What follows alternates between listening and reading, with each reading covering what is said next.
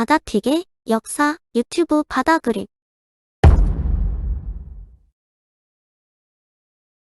오늘의 주제는 바다픽은 역사 전문 탐사 보도 블로거입니다. 그럼 시작합니다. 신의 지문을 쓴 세계적인 베스트셀러 작가인 그레이엄 행콕은 넷플릭스의 신작 고대의 아포칼립스에서 본인을 소개하며 탐사 보도 기자라고 한다. 자신은 사학자도 아니고 고고학자도 아니라는 것이다. 하지만 어느 학자보다도 더 깊이 있는 연구와 조사가 동반된 것이 그레이엄 행콕의 결과물들이고 그를 세계 최고의 초고대 문명 전문가로 만든 것이다. 그레이엄 행콕이 집중하는 분야가 초고대 문명의 증거라면 바다픽이 집중하는 분야는 대한민국 역사이다. 초고대 문명을 연구하는 것이 학자들의 전유물이 아니듯 대한민국 역사를 연구하는 것도 학자들의 전유물이 아닐 것이다. 증거가 있고 생각할 수 있는 힘만 있다면 연구는 누구라도 가능하다. 근데 이전엔 사학과란 학부 자체가 없었지만 동서양의 수많은 역사 저서가 나왔다. 사학과에서 전문적인 훈련을 받지 않았다고 역사 연구 결과물이 쉽게 부인당하는 것은 동서양고금을 막론하고 대한민국이 유일하지 않을까? 조선 왕조 때 태계 이황은 삼척 동자와도 경학을 토론할 수 있다고 했다. 학자의 바른 태도는 이와 같을 것이다. 옳고 그름을 토론하지 않는 영역은 학문의 영역이 아니라 종교의 영역이다. 즉, 토론하지 않고 무조건 믿는 것은 학문이 아니라 신앙이다. 토론을 거부하는 대한민국 주류 사학자들이 학자가 아닌 종교가인 이유이다. 진실을 전하는데 굳이 학위가 필요하지는 않는다. 뜨거운 열정과 냉철한 이성으로 우리 고대사를 속속들이 파헤쳐보겠다. 고인돌이 파괴되고 있다. 한때 최소 10만 기가 있었을 이태고쪽 조상님들의 유적은 너무 흔하다는 어처구니 없는 이유로 제대로 보호받지 못하고 사라져 지금은 3만 기가 남아있다. 이 속도면 불과 30년 뒤에는 모든 고인돌이 사라지리라. 우리 옆에서 흔하게 볼 수 있던 고인돌을 그때는 박물관에 가서야 만나볼 수 있을지도 모르는 것이다. 중국 내몽고 자치구와 요령성에서 홍산 문명이 발굴되었다. 무려 9,000년 전까지 연대가 올라가고 있는 이 태고쪽 문명은 환단고기가 역사적 사실을 기록하고 있음을 말해주는 결정적 증거이다. 고인돌과 홍산 문명과 환단고기는 서해 밑에 수몰된 한민족의 시온 문명을 후손들이 찾아갈 수 있게 만들어준 선조들의 애정 어린 유산이다. 서해는 역사의 바다여 별주부전에 나오는 용궁이 실제로 존재하는 곳이다.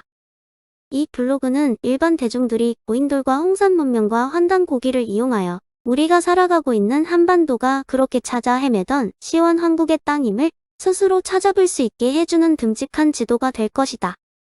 그러기 위해서는 우리 사회 한편에 버티고 서서 일반 대중들의 눈을 가리고 귀를 막고 입을 다물게 하는 국뽕환빠 유사역사학 프레임이라는 보이지 않는 장벽을 걷어내야만 한다.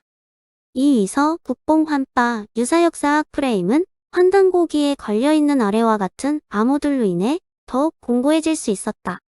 하나는 인간의 평균 수명을 훨씬 넘어서는 제위연수, 둘은 곰이 인간으로 변한다는 단군 신화, 셋은 중앙아시아의 천산산맥을 말하는 듯한 한국 위치, 넷은 중국 서안의 태백산을 말하는 듯한 신시대 달곡 위치, 다섯은 메소포타미아 문명을 만든 수메르가 포함된 것 같은 한국 12구, 여섯은 아시아 대륙 두 개를 합친 것보다도 넓은 영토, 일곱은 한자가 없던 시기에 어떻게 역사를 기록할 수 있었나?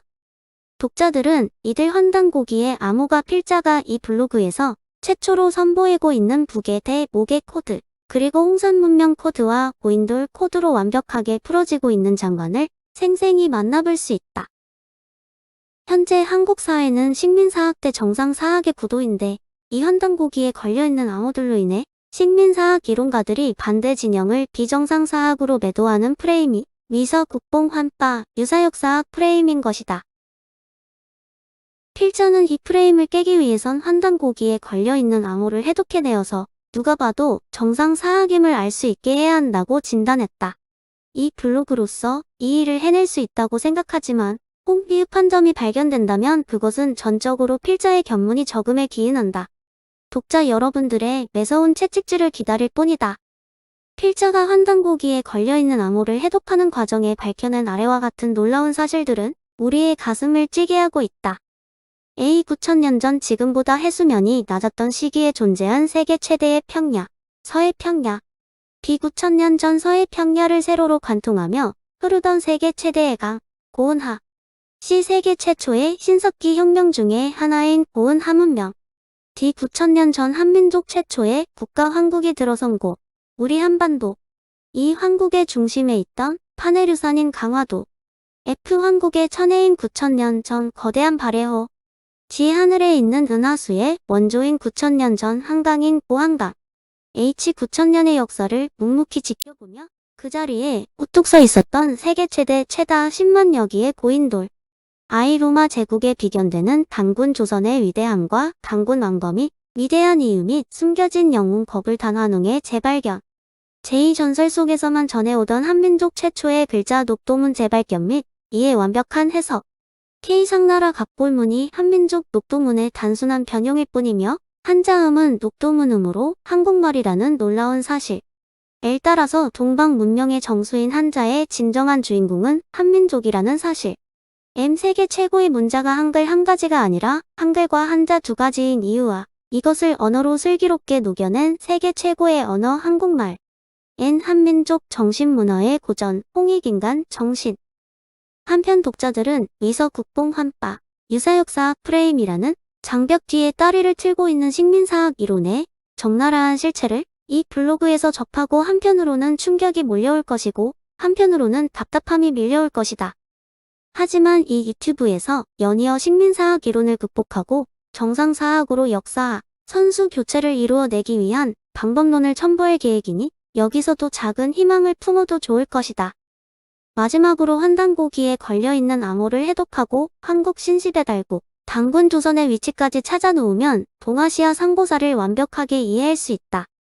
그동안 얍삽한 중국의 사가들이 미로같이 엮어놓아 수수께끼만 같았던 사료들을 환단고기로 진사와 위사를 가려가며 누구라도 이제 술술 풀 수 있게 되는 것이다. 이렇게 풀어낸 흥미로운 이야기들을 시청자 여러분들과 즐거이 나눌 예정이다. 이상으로 오늘의 영상을 마칩니다.